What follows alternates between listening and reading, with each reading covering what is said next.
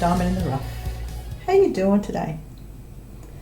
If you've stumbled across my channel, thank you for joining us, and hit the subscribe button to become one of the precious gems that follow me on this channel, and obviously the bell so you're notified when I do an upload, because you never know when it's going to be something different, which is what we have here. So gems, comments below, let me know if you enjoyed this, because my first video of recording, this is not my first piece I did.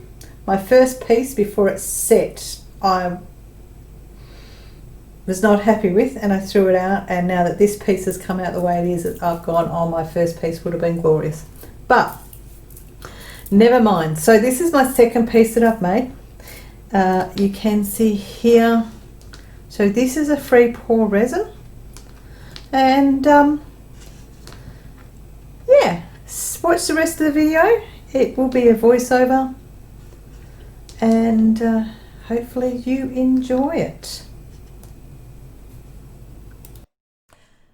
So the process is to mix the resin, which I've done that, two-part of resin. I've let it sit for about 20 minutes to thicken up so it's not so runny. I'm using some blues, but one of the colours that I'm using is actually not a colour. It is clear resin with beach sand. As you can see, I used 4 different blues, the last one being a turquoise. I'll put all the details down below. But right now that is mixed up. In the centre there is actually Lucky Bay beach sand.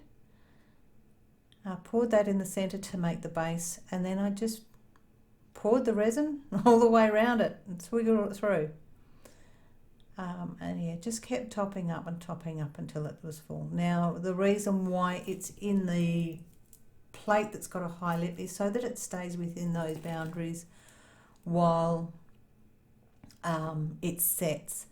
So from hairdryer out, so what I tried to do there with the hairdryer was actually try and pop the bubbles, but because I've got the cling wrap plastic, it was blowing that plastic around, but then the flamethrower had to be very careful with to burn the plastic. So I've just popped on another bit of the sand in there because I really wanted to keep that white sandy base.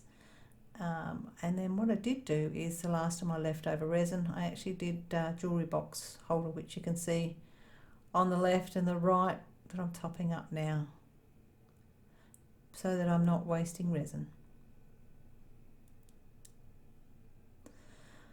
So the steps are basically, I walk away from this, once I've done this pour, I clean up and walk away for, I think I left this for about 3 hours, just so that it was still tacky to the touch. I check it a couple of times, constantly coming back and popping the bubbles.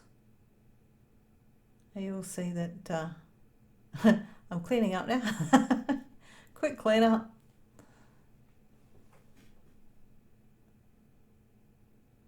And a lot of it is just getting things organised and in place for when I am ready to do something with it. So this is the hardest process. That's me washing containers out. The hardest process is, to me, is the waiting. I'm not very patient. But yeah, I've placed a few of the clear crystal beads around, just jewellery beads,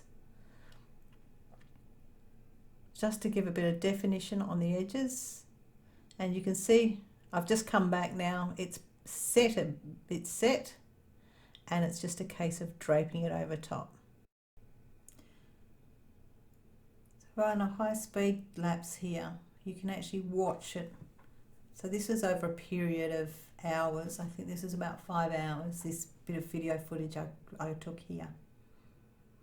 And with the time lapse, you can actually see it slowly stretch out and move. It's really it's really cool to see when you actually work it directly, you know, in normal speed. You don't see it move like this, but this is where it got to and did all the lovely movements. So this piece sat overnight, and then I've come along and I've removed it from the jar, and I'm just peeling off all of the plastic You can see it's very, very flexible. It took at least 72 hours where I was able to comfortably touch it without it moving.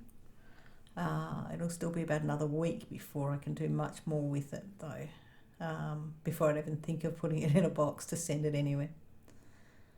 So yeah, that is the process, and what I ended up doing is just I sat it back down on top of the jar. So what did you think? The last bit I draped it over and I just let it set, and I missed filming the very last bits of it, but here is the finished product. From the side and also from the top. There's no candle in there as yet. What I'm going to do is drop my candle in and locate my flamethrower.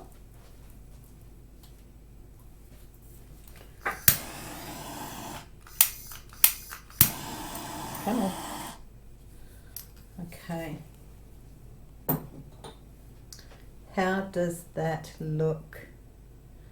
Hang on, what I will do, I'll just... How does that look? I love it. I absolutely love it. It's beautiful. Go back to the top view and I will turn it off so that all you've got is just the glow from the candle. Okay. How cool, how cool. Okay, gems. I am hoping that you enjoyed the making of this. I do have another one that I made, which I did share on Instagram and on the Facebook group. There will be more of these to come. I am amazed at how good these have turned out.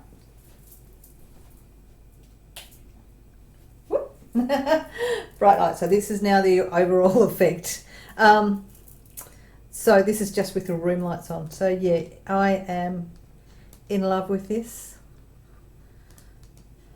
and I hope you are too. Leave your comments below. If you are actually interested in these, I am actually going to start an Etsy store, and I'll put these in for purchase. Might be a bit hard for the US, but we'll see how we go. I've got to calculate shipping, but you will see that these pieces, when I have created them, you will see me create them, and I will put them on the Etsy store, and hopefully you might be interested in purchasing. But yeah, thank you for watching, and I will actually bring this up, even though it's a horrid board. The board underneath does not look very attractive at all, and I'll go that way. There we go.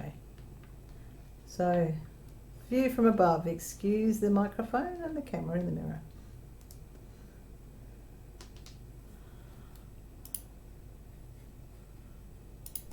So gems, thank you for watching, and yeah, thumbs up, thumbs down, comments, and obviously if you're not subscribed, hit the subscribe button and the bell to be notified when I go up and do some uploads or go live.